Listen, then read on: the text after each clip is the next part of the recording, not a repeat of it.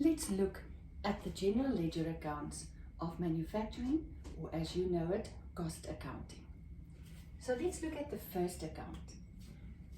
Our T account, direct or raw material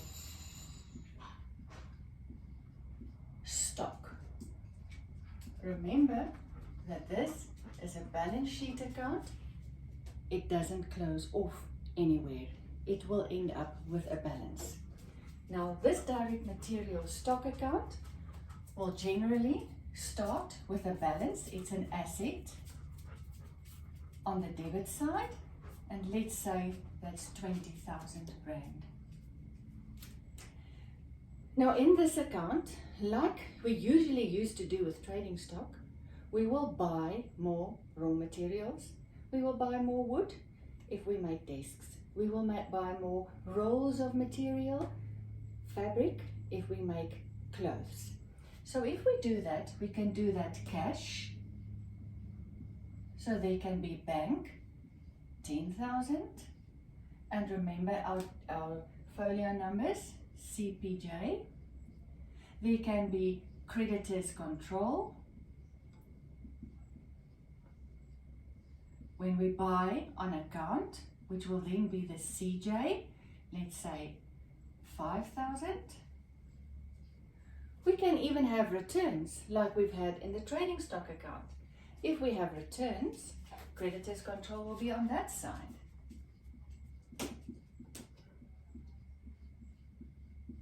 And it will be the CAJ. And let's say there's a 5,000 return there. So we also have the carriage on raw materials. So the transport. That's from the GJ.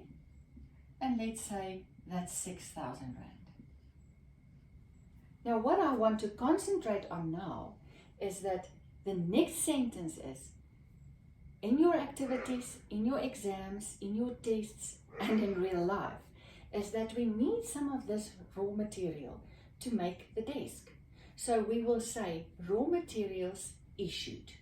Remember what we said in video 1? When we issue raw materials, we will have the cost account.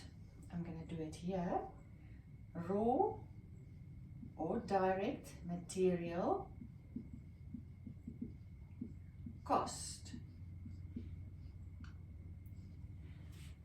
So when we issue material, we're going to issue it on this side, and we're going to write raw. I'm just going to abbreviate. Don't ever abbreviate, but I am, just to save time, raw material cost via the general journal, and we need 10,000 Rand. Monetary value of the raw material that we are going to use, and we're going to put it on the debit side, coming from the raw material stock in the general journal, the 10,000 Rand. This account, the direct material cost account, since it's an asset account and it's a normal balance sheet account, a normal general ledger account, we're going to balance this account like always.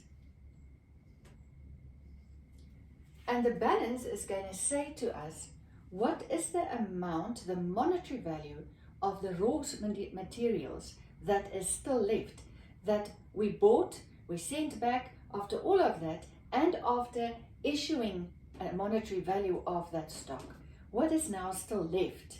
What is still in the form of wood or in the form of fabric? What is not used and issued at all? Then we have to look 30, 35, 41,000. A normal balancing of this account, nothing new. And on that side I've got 15,000. So I've got balance carried down and balance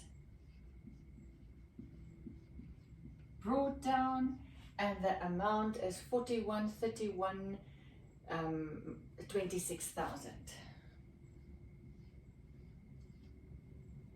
Let's double check. Yes, that's right. 26,000. And this means that there is 26,000 Rand monetary value of wood, of raw materials available to use for more desks. But when we want it, we have to issue it. Where is that one? Raw material cost. That's when it is issued. And now it's lying here. Right, let's go a bit further now. This is our raw material cost. Now let's look at more information.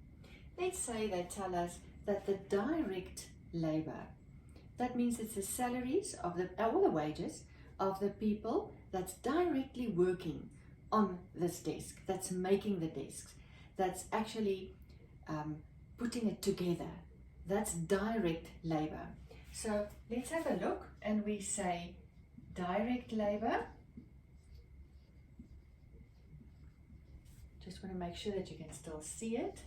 Direct labor. We have worked out that the direct labor is now the salaries of the people working, making this actual desk via the general journal. Let's say that's 40,000 Rand. There is the direct labor. Let's say the next one is our factory overheads. Now, factory overheads is costs that can make up any expense to help the factory to run. So let's have a look. There can be the lady that's making tea, and she could be getting a wage or she could get a salary, but this is indirect labor. So I'm going to write here indirect labor. Just keep in mind that this indirect labor is for the salaries. Even the salary, very important, of the factory manager. He is not making the desk, but he is running the factory. He is making sure everything is working well. So his salary will also be an indirect labor, but the details is salaries. So again, via the general journal, and let's say that is 5,000 Rand. Not a big salary, I would say. And electricity. Oh, even the rent, the insurance. I'm just thinking as I'm writing.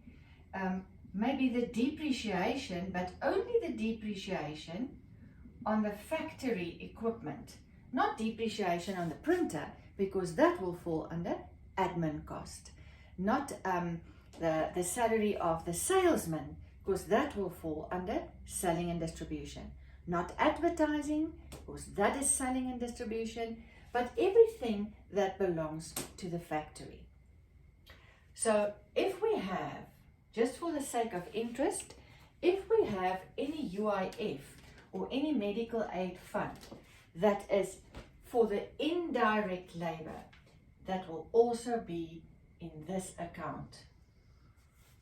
Right, and all the folio numbers for this is the general journal. I don't have space to put it in now, but it's the general journal. So all the factory expenses that we have here, remember that's our cost accounts. So they are all expenses, but is going to be in this account of factory overheads. Let's say electricity is 1,000, just for easy calculation. Rent is 2,000. Insurance is 1,000. And depreciation is 1,000.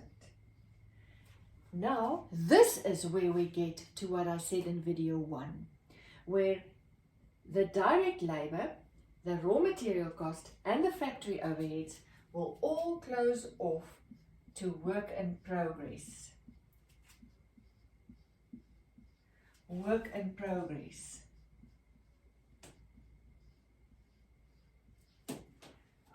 All of them together, work in progress. Let's see. 5, 6, 7, 8, 9, 10. All work in progress. All via the general journal. All via the general journal. There's no actual money bank amount involved. It's a book entry at the end of the financial year. So this is because of what I said in video 1, that cost account number 1, 2 and 3, or direct material, direct labor, factory overheads, all close off to WIP. In the next video, I will show you what happens in the WIP account.